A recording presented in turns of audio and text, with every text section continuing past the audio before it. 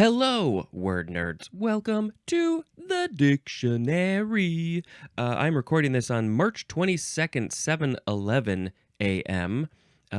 Wasn't like yesterday or today not the equinox. Yes, would it be the equinox? Wait a minute. Yes, I believe it was the vernal equinox either today or yesterday. Which is funny because when I woke up this morning, there was a dusting of snow on the ground and on my car. We are in what Chicagoans like to call the third winter. So we get the winter, it gets nicer. That's for the first spring. Then it gets cold again and snowy. It just goes back and forth until like April, until well into April. So we could get a fourth winter. Yay. Okay. Let's see. Anything else to say? I don't know. Let's talk about these words. Today we've got the first word, which is evangelical. Evangelical. You can also just say evangelical. Evan. Yeah, Evan, like the name evangelical. You can also say evangelic or evangelic. And I think I got like an eyelash in my eyeball? Okay. This is the first form of the word evangelical. And yes, the word angel is in there, just like we saw at the end of the previous episode. Angels are related to this. It's an adjective from 1531. We got a number of definitions for evangelical. Number one, and this exudes some feelings in some people, and my eyelash is in my eyeball, and I think I need to pause. Okay, I'm gonna try to ignore this eyelash in my eyeball. It's not too terrible, but it is irritating. Okay, let's go. Number one. Of, relating to, or being in agreement with the Christian gospel, especially as it is presented in the four gospels. I guess that's probably in the Bible. The Bible. Okay, it's the Gospels. We talked about the Gospel in the previous episode, the Evangel. It's about bringing good news, the messenger, all that. Okay. But what's the good news? Who's the messenger? What good news is different to different people? Right? Right. Number two, the synonym is Protestant. 3, emphasizing salvation by faith in the atoning death of Jesus Christ through personal conversion, the authority of Scripture, and the importance of preaching as contrasted with ritual. And I don't really know what any of that means. Emphasizing salvation and faith in the atoning death of Jesus Christ through personal conversion. You're supposed to convert, but I don't know. Number 4A is capitalized. Of or relating to the evangelical church in Germany, specifically Germany. Number 4B is also often capitalized. 4A is capitalized. 4B is often capitalized. Of, adhering to, or marked by fundamentalism, and the synonym is fundamentalist. Evangelical fundamentalist. So I guess that's going to be a fun conversation when we get there. What does that mean? It's all about the fundamentals, but what are the fundamentals? And does everybody agree on the fundamentals?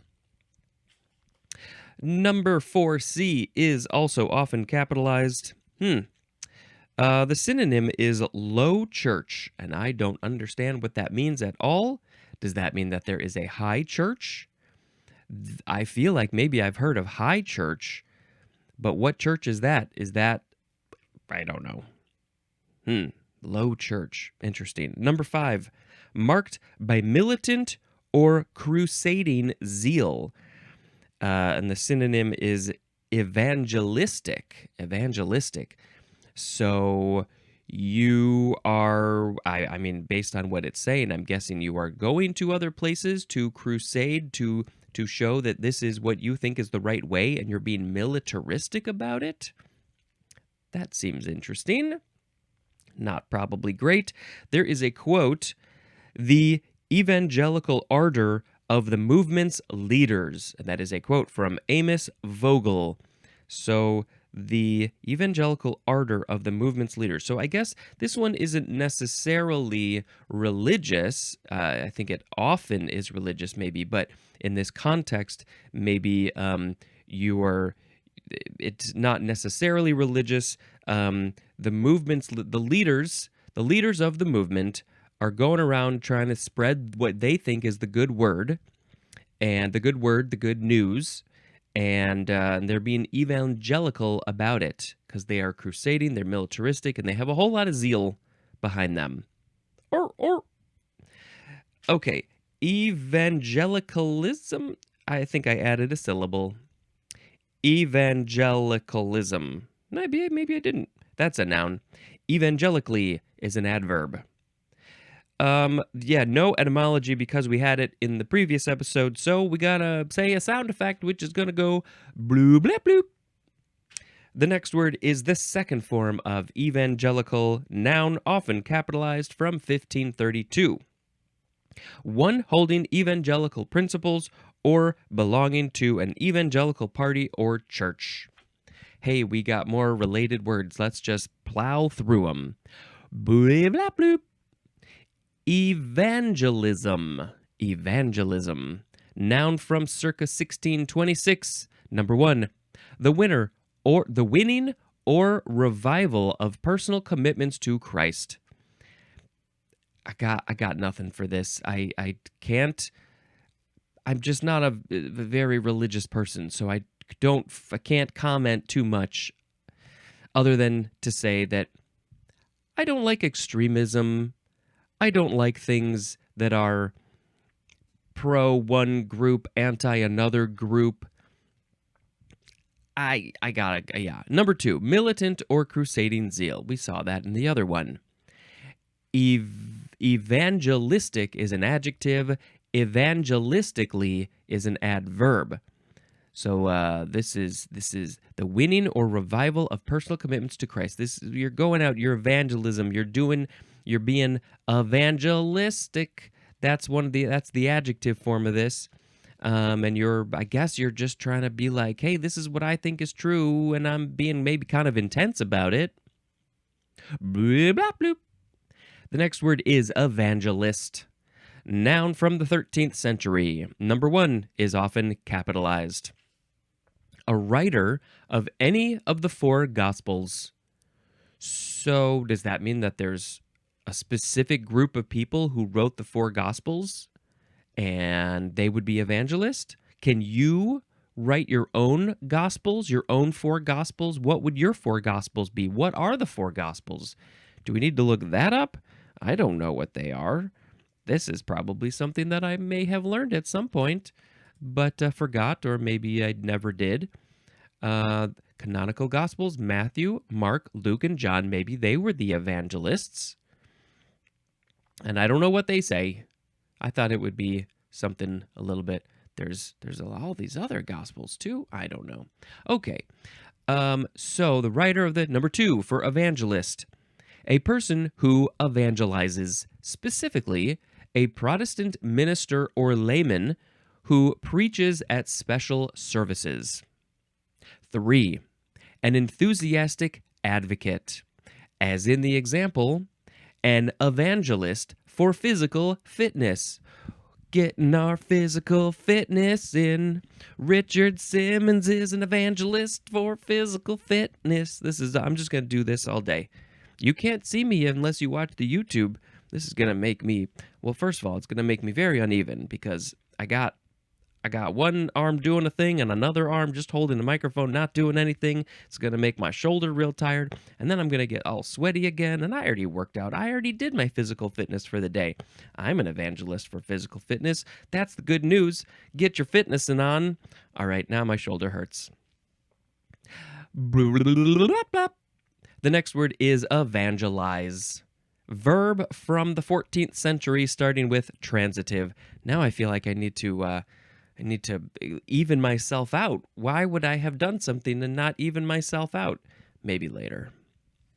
Number 1 for evangelize is to preach the gospel to to preach the gospel to. That's transitive. If you are preaching the gospel to just anybody, you're evangelizing. If you're preaching the gospel of physical fitness, of eating healthy, that's what I like to do. I like to evangelize those things. Taking care of your body, doing the physical fitness, eating right, less meat, less dairy, more veggies, all, balance it out, real good for yourself. And also mental stuff, meditation, therapy, whatever is good for your mental health, do that.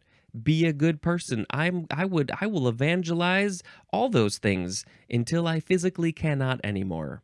And then maybe even after that. But number 2 is to convert to Christianity. Because the people who are evangelizing Christianity believe that that is the right way. That's the good news. And then that's what they're doing. And hopefully they're not being militant about it. Intransitive is to preach the gospel. So number 1, transitive, is to preach the gospel to. So you are preaching the gospel to something. But the intransitive is just to preach the gospel. So you're not doing it to anything. You're just doing it out into the ether, into the heavens, into the air. Evangelization. That is a noun. Evangelization. Blah, blah, blah, blah. The next word is evap. It's an abbreviation for evaporate, which is our next word. Blah, blah, blah. Evaporate. Verb from the 15th century, starting with transitive. 1a, to convert into vapor. The word vapor is literally in the word evaporate, but also to dissipate or draw off in vapor or fumes. So to convert into vapor, this is the transitive. So there's a thing that's converting the stuff into vapor. The water, I don't have an open water container here. I usually don't because I have all this technology and I don't want an open water container like a glass around because you could spill it on everything. But I remember in like first grade doing this experiment. You put the glass on the table and you leave it overnight. And then in the morning, there's less of it because it's evaporating. Number 1b is to deposit as a metal in the form of a film by sublimation. There's a film of metal in the form of a film to deposit metal. So I guess this is the opposite of the water evaporating into the air. This is somehow metal. I don't know this sublimation thing. I mean, I've heard the word, but I don't know. But so metal somehow maybe comes down and creates a film on a thing. That's evaporation too. That's the opposite of turning into a vapor. I think it's being deposited. Number 2a, to expel moisture from. So you got too much moisture, you're trying to get rid of it. Somehow you get rid of it, and that's evaporate. Evaporate and listen. 2b, the synonym is expel, as in evaporate electrons from a hot wire. You are expelling the electrons. I don't know. The hot wire, is it literally hot or is it hot in the sense that there's electricity going through it? Hot wire coming through. Don't touch this. You're going to get electrocuted. And then all of the electrons will be evaporated into you and you'll get a shock and you'll say, ow! Intransitive is number 1a, to pass off in vapor or in minute particles. So if you are the water, are you doing this transitively or intransitively? I think the water would be doing this intransitively. To pass off in vapor, I'm passing off my vapors, my minute particles. I'm passing them off into the vapor. Go, be free, minute particles. And then maybe in the transitive side, if you're looking at this water example, what's the thing doing the action? Is it just the air? Are there particles in the air that are pulling the water particles out? Who's doing this thing? 1b1 is to pass off or away, and the synonym is disappear. As in, her ardor evaporated. That's the second time we've seen the word ardor used in this episode. Ardor is not an entirely common word, and it's been used twice in this episode. Not by me. Okay, so her ardor evaporated. It disappeared. It just went away. She was so ardorous, and then she wasn't gradually.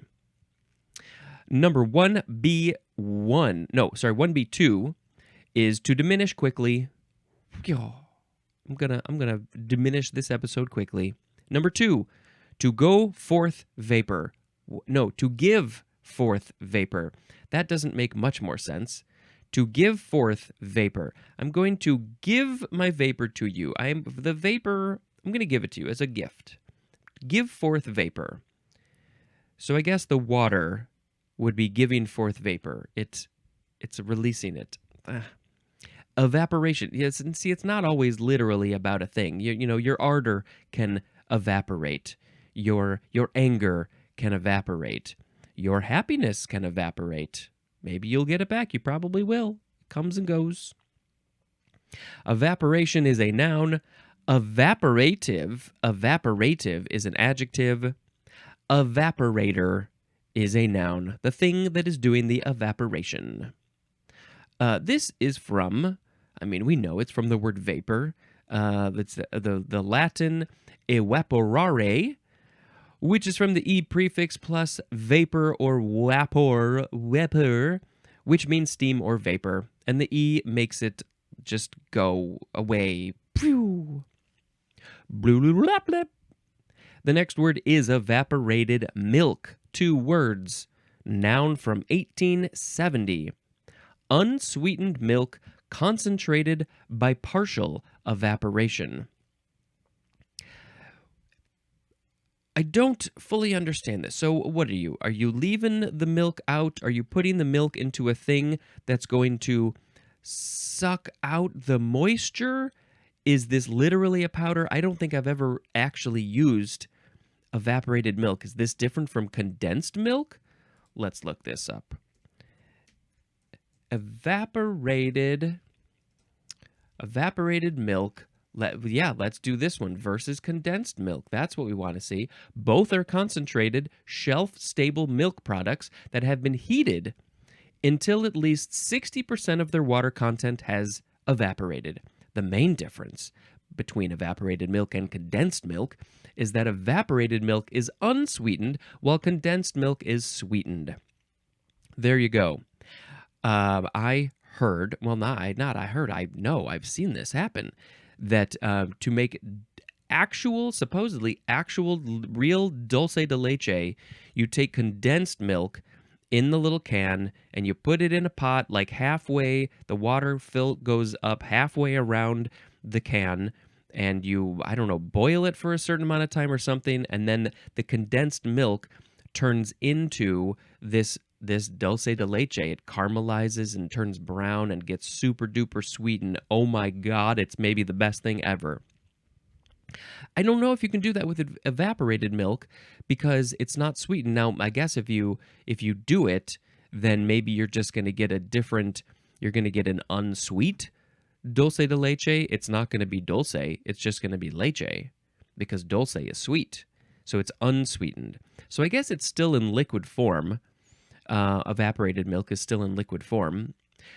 Of course, for me, I don't consume any of the dairy products anymore. So, but I do think I've heard of vegan, non-dairy condensed milks and probably evaporated milk. So I'm glad that they finally are getting this stuff out there. I think it exists.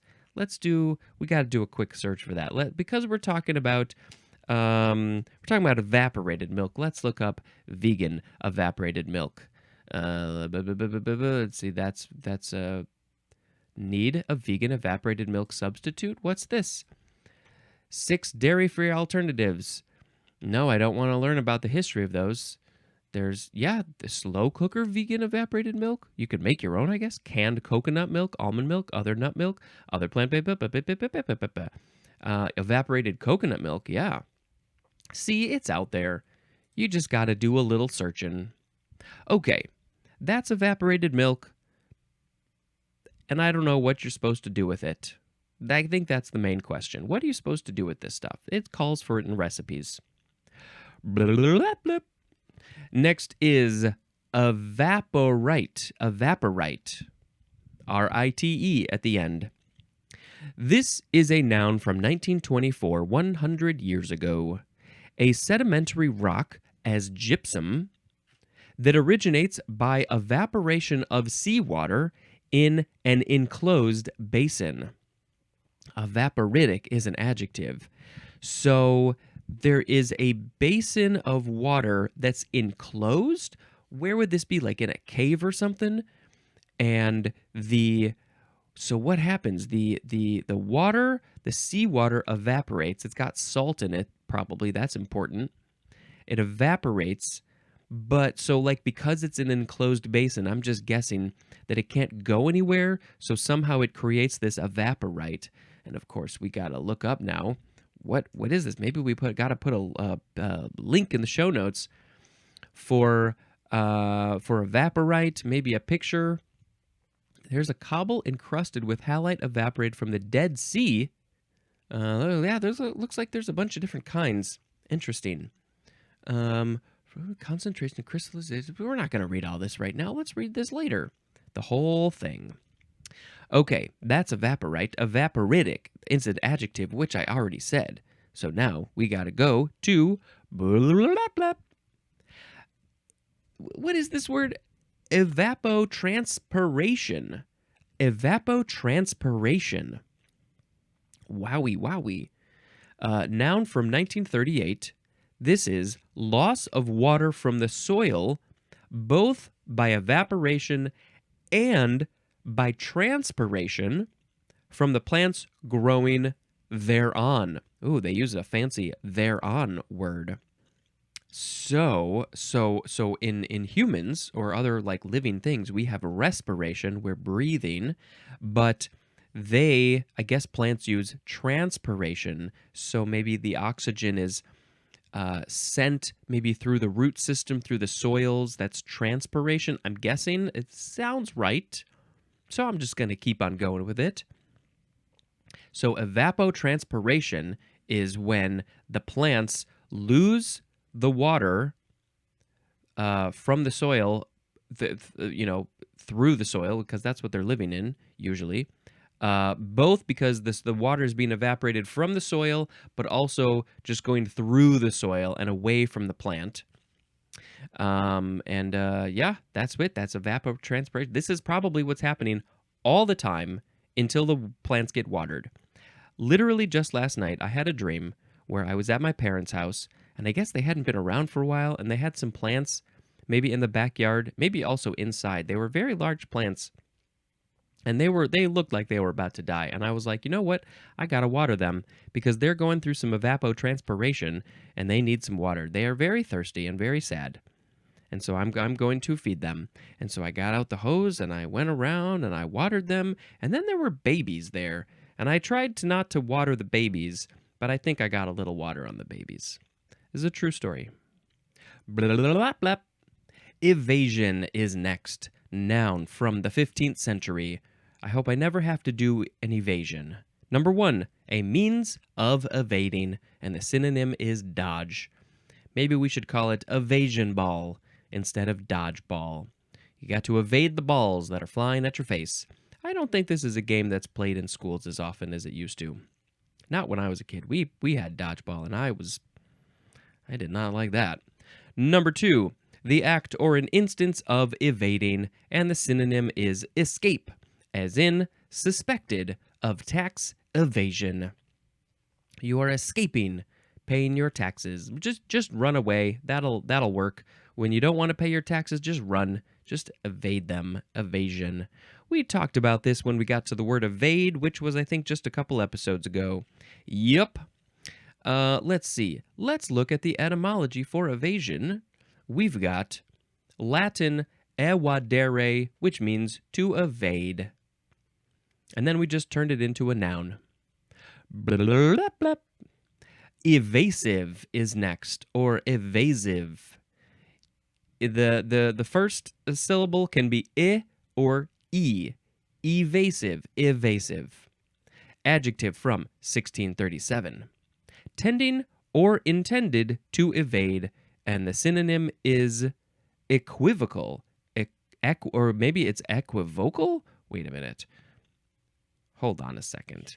Now I'm getting confused on my words. It looks like just equivocal. Where are the Q's? Did we already go through all the EQ words? I guess we did. I don't remember. Let's see. Equivocal. It's just equivocal. Yep. I just looked at the word so closely and was like, wait, is this equivocal? Okay, so equivocal is evasive, as in the example, evasive answers. These are answers that tend to evade. They are intended to evade. Evade what? Like, oh, you asked me a question and I'm like, I don't really want to answer it, so I'm going to give you an evasive answer. I'm like, I don't want to give you all the information. I don't want to admit something, so I'm going to do an evasion. I'm going to evade your questions. Okay, evasively is an adverb and evasiveness is a noun. Okay, that's it for that section, the EVA section. Let's get into the EVE section. Eve. That's the first one. EVE, noun from the 13th century. Number 1, the synonym is evening. Just the end of the day, the evening. I guess it's not even the end of the day. It's past the daytime. This is well into the nighttime, probably, depending on where you are living. The evening. Number 2, the evening or the day before a special day. A special day. What's before a special day? There are lots of special days, of course. We've got New Year's Eve. New Year's Eve. It's the eve of the new year, the day before the new year. Halloween, I think it used to be All Hallows Eve. So it's the night before the next part, the Hallow time. I don't really know what the etymology is of Hallows. But of course, different cultures have different things around that time. Any other eves? No other special days. Why don't we use this for other things?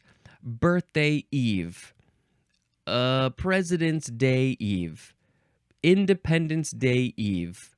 We don't use any of these. We know it exists, but we don't use them so much. Christmas Eve, that's the other big one, right? Yes, that sure is. The night before, because it's so extra special, because that's the time, it's that transition time from the eve to the regular day when Santa comes to bring the stuff, and that it's a very special day. Some people, they go all out on Christmas Eve. They're like, that's our day, and we just hang out on Christmas Day. Okay, number 3 for Eve is the period immediately preceding. So just anything just right before a thing, immediately preceding it is the Eve. It doesn't have to be a day or a night or whatever, just the time.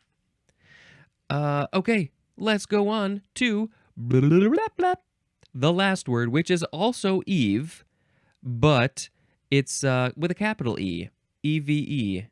And I am just now remembering that I told somebody that they could be on this episode, and I didn't look ahead, and I totally forgot. So I'm going to see if they can record something. Maybe we can even record together, and we can talk about this word for special reasons. So, all right, let's do that. Let's make sure to get this person on before this episode goes out. So let's talk about this real quick, and then maybe we'll have an additional chat about it as well.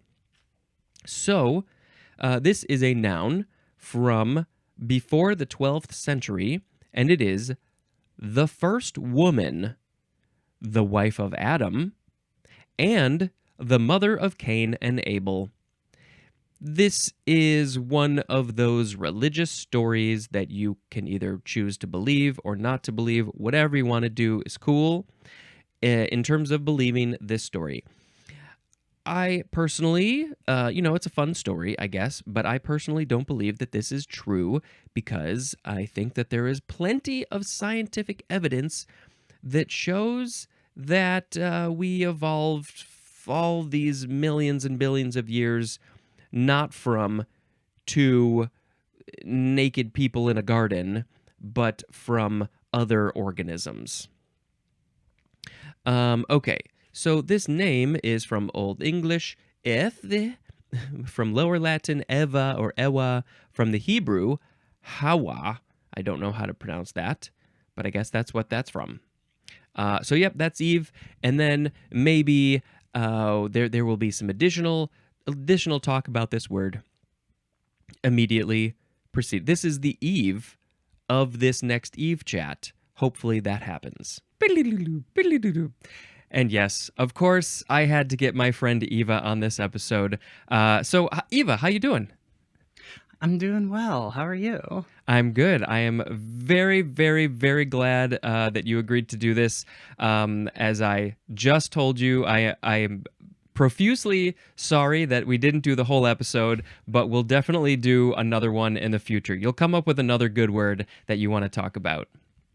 Perfect. Sounds good. Yeah. It's been a crazy year for everyone, so I understand.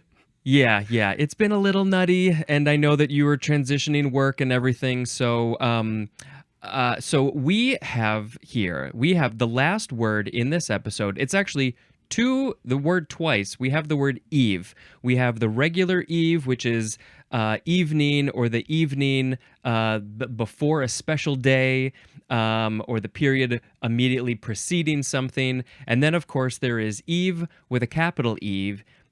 This is not exactly your name, but it is very close. And I will remind everybody and myself, the definition says Eve is the first woman, the wife of Adam, and the mother of Cain and Abel. And I gave my couple of thoughts on that, but I would like to hear from you specifically what this word, this name means to you. And well, I'll just leave it at that. Perfect. Yeah. So, for me, a lot of it is like it's kind of funny because when I first came up with the name Eva, um, this was years before I started my transition. And so it was one of the first things I did when I first started questioning my gender was kind of think of like what would be a name that I would like. And Eva was a name that I had used in like it was recommended by a video game autofill thing for like Huh. a name thing. And for some reason that stuck with me. And now it feels very poetic because it almost became like the eve of my transition was the choosing of this name, going by this name among like one or two private people before I actually started to do any like transitioning or real, you know, gender stuff. Gender stuff, that's what they call it in the medical world. And then, so does the name? I love that you made a connection to Eve, the time preceding what sort of became you, your true self. And then, does the name Eve itself, like the way that I see it, as you are becoming, and please correct my verbiage if you want, but you are becoming your first woman, the first woman of your own life, and that's also Eve. So I don't know if you have any specific thoughts on that part of it as well. I honestly I hadn't before. The kind of like biblical thing is not something that I tend to think about a lot, but like Same. I do love your interpretation of that. That like, yeah, I am becoming the woman that like the first time I'm being the woman that I am, and like it, there feels something very poetic there about being like, you know, it if you want to take it in this way, something fun is like, Adam, Eve was created through Adam's rib or Mm. whatever. Eve came from a man. And so, like, it feels kind of poetic to have me, a trans woman, also like, I came from being a man and now I'm a beautiful woman. Yeah, yeah. I wonder if I'll do a little digging. I wonder if there's a lot of other people who have chosen the name like Eve or Eva on that for those reasons. But it said that you said that you came up with it from like a video game name chooser thing. What was that?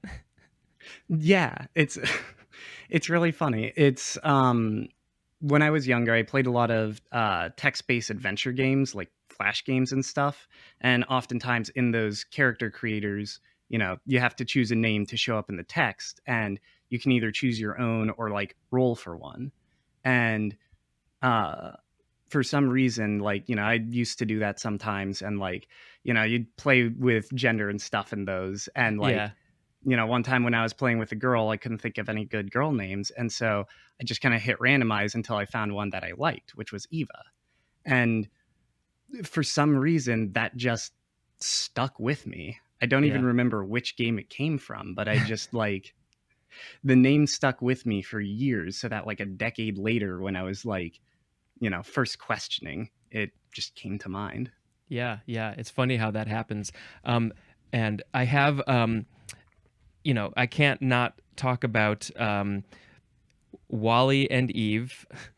I have this little Lego thing of Eve there. Because when Wally says her name, I think she says it's Eve, but he makes it sort of sound like Eva. He puts an sound at the end of it, and I'm gonna apologize. I apologize in advance for the crappy camera view you're about to have. But 1 second, I have also a Funko of Eve floating up there, and so I Oh, I I love that. love Eve and I love Wally, and so I had those. I just happen to have those handy next to my desk, my very very dirty desk. Um, so, do you have any last words? Anything that you'd like to say before I finish up this episode? Yeah, I wanted to get you on for this because I know that this was a little important to you to some degree. So I wanted to give you a chance.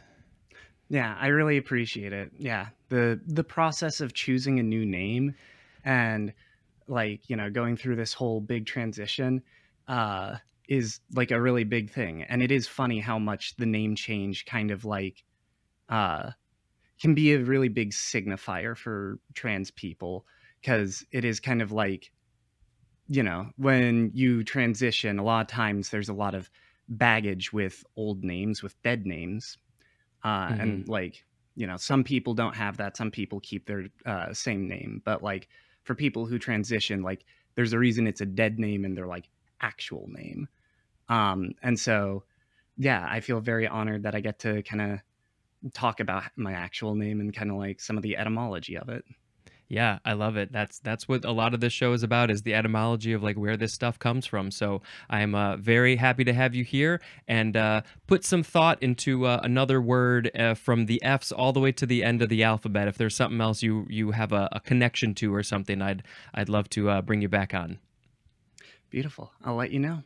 Fantastic. All right, we're gonna go back to the rest of the episode. Okay, that was great. And now I got to pick a word of the episode. So today we had evangelical, evangelical, evangelism, evangelist, evangelize, evaporate, evaporated milk, evaporite, evapotranspiration, evasion, evasive, Eve, and Eve. And maybe my guest picked a word of the episode.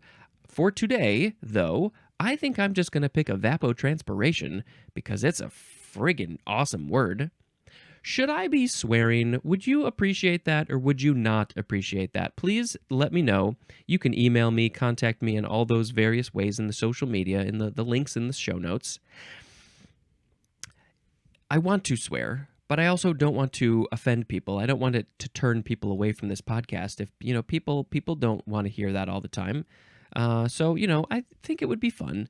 But let me know. Give me your opinions. Anyway, evapotranspiration. Evapotranspiration. It's when the water is evaporating and transpiring through the soil and making the plants dehydrated. That was all right. It's movie time, people. It's movie time. We watched Perfect Days.